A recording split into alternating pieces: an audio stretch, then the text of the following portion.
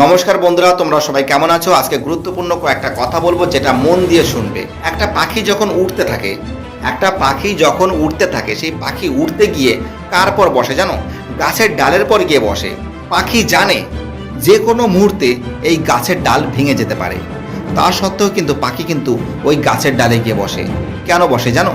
পাখি তার এই গাছের ডালের পর বিশ্বাস নেই, পাখির ওই গাছের ডালের পর বিশ্বাস নেই। পাখির বিশ্বাস আছে কিসের পর জানো? পাখির বিশ্বাস আছে নিজের ডানার পর বিশ্বাস আছে। অর্থাৎ আপনার জীবনে চলার পথে আপনি কারোর পর বিশ্বাস রাখবেন না।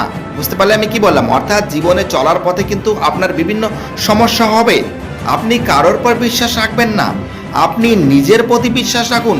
যদি জীবনে এগোতে চান, বাই টাটা, ভালো থাকবে। আর পুজোতে ভালো করে ঘুরবে, মন প্রাণ ঢেলে ঘুরবে, কিন্তু সারাদিন ধরে বই পড়বে এবং রাত্রের দিকে কিন্তু পুজো দেখবে।